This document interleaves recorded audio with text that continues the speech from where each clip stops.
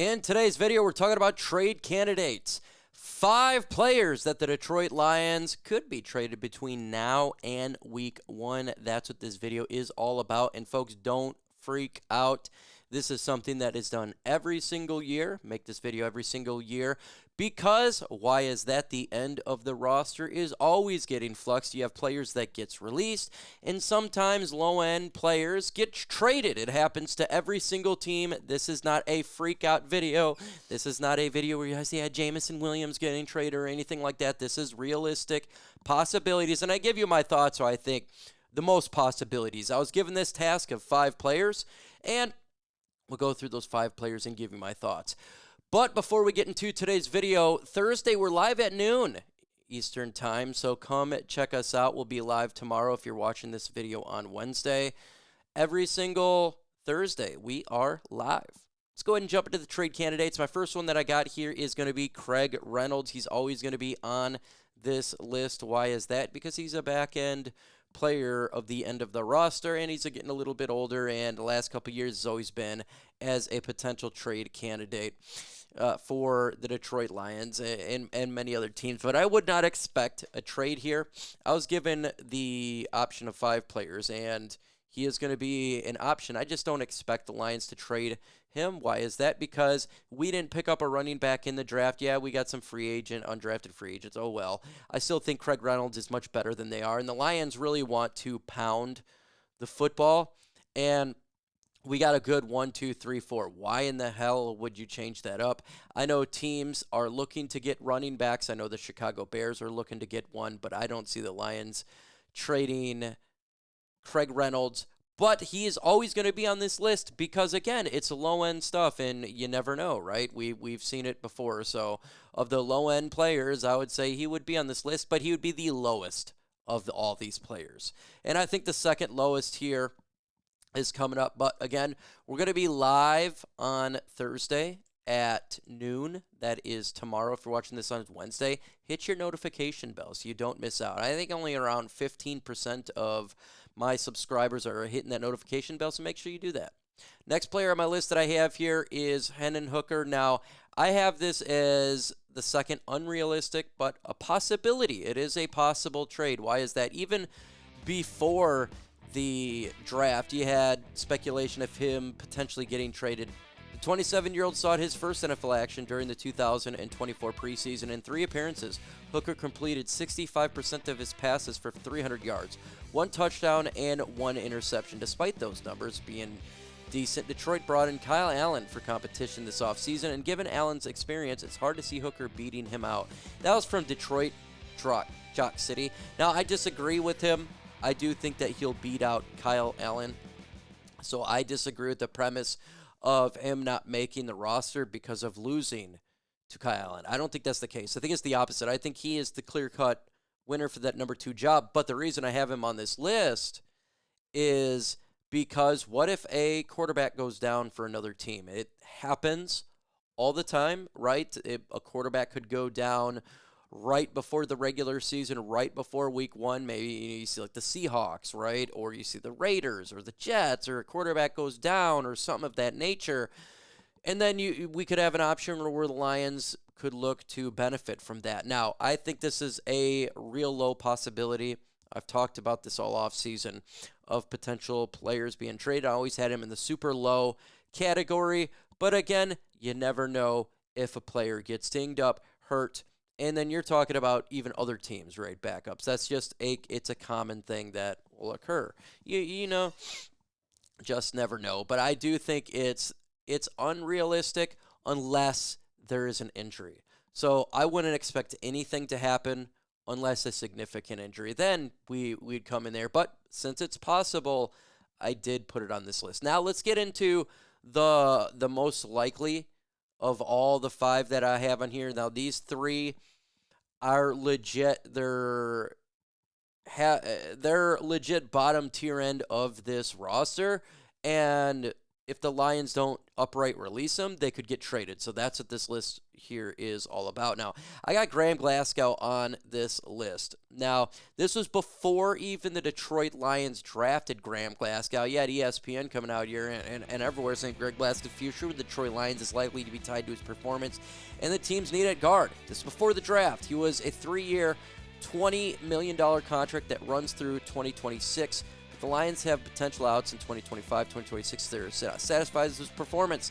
The team has been exploring options at guard, including players like Christian Mahogany, Giovanni Manu, suggesting that Glasgow's spot is not guaranteed before the draft. And we turn around, get Tate Ratledge and Miles Fraziure in the draft, and that put Graham Glasgow on the list of potential players to get traded. Now, I think he outright will get released to save money. I think that's very possible. I think that's probably the most probable solution here. But in the comments right now, do you think that Graham Glasgow will be on the roster? Or do you think he'll be a starter or reserve? Let me know your thoughts in the comments.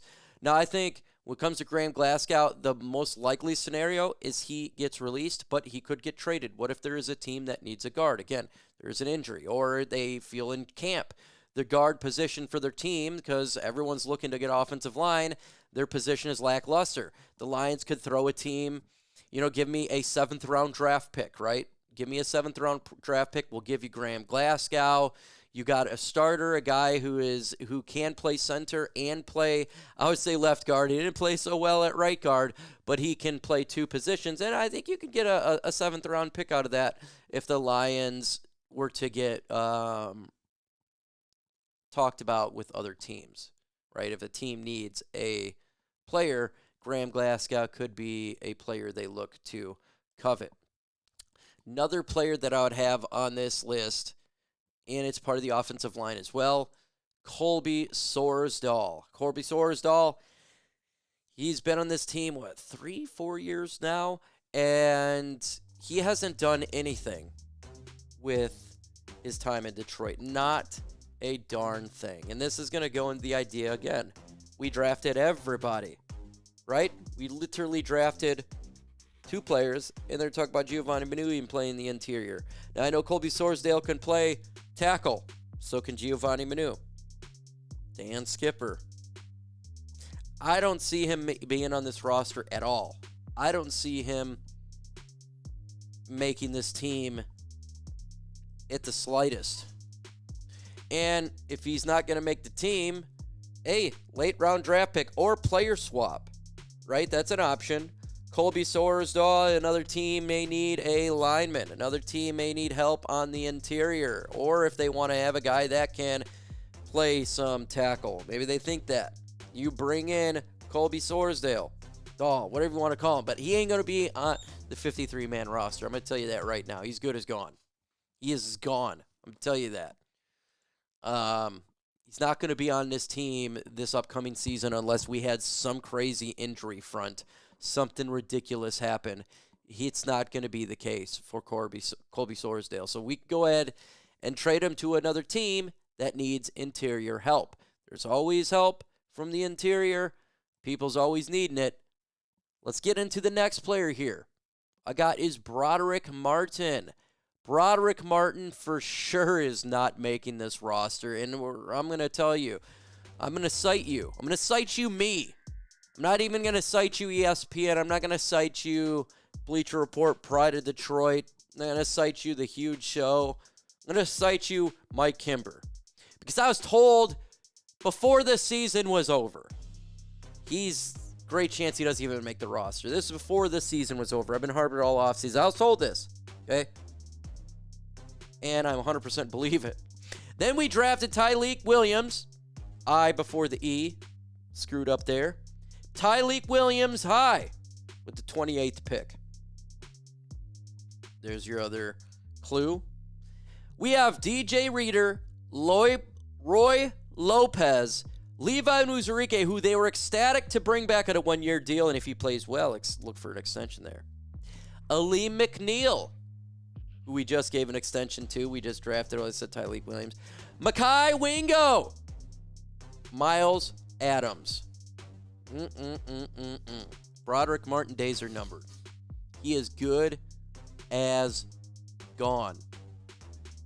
Would you trade Broderick Martin? Now, we remember, we had to trade up to get Broderick Martin. We gave up some assets to jump in and get Broderick Martin. Would you trade Broderick Martin to get something back?